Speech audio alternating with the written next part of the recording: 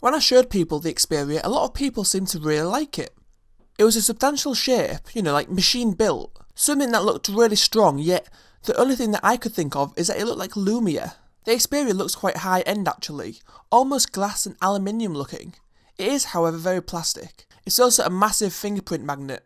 I found myself needing to wipe down the phone every single day. If I didn't, it looked really grubby. Maybe that's just my hands though.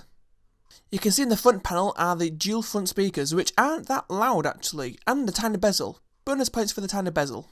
The display is actually really good. Don't be fooled by the 4.6-inch glass because the quality of it seems to be top notch. If I didn't look at the spec sheet, I would have believed it was a 1080p panel.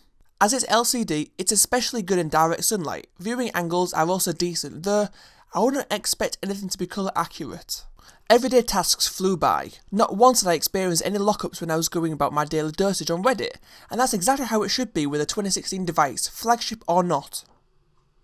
In fact, it performed well with anything I threw at it. A part of me wish it was slightly more powerful, as I remember the days when Sony used to throw in the high-end chips into their mid-range phones, though this is comparable to last year's Z5 Compact.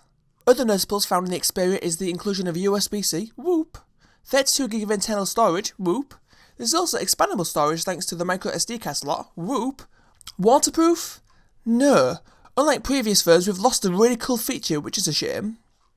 Another whoop is the impressive battery life. It looks like Sony have heavily optimised their software because I think it could have lasted like 3 days on a single charge. It wasn't heavy usage, but the average day would be like 2 hours of 4G music streaming and like 2-3 hours of screen on time. Moving on to software, it's currently running Android 6 Marshmallow, with a promise of going to Nougat soon.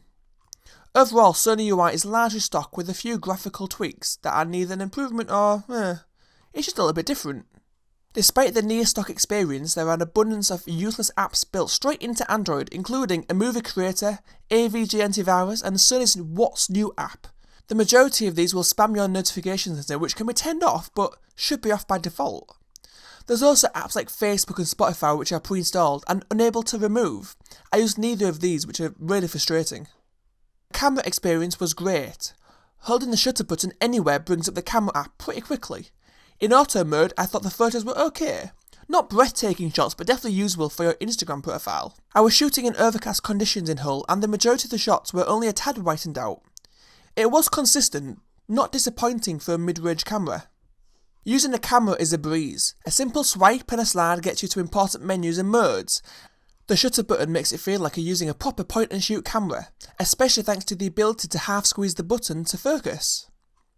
One notable is never use the zoom, it's really bad. It's supposedly called clear image zoom, which it really isn't. Photos looked way too sharpened and there were some really strange effects. For more on the camera, you can go to the blog post on giffgaff, you will see the full gallery there. Thanks for watching.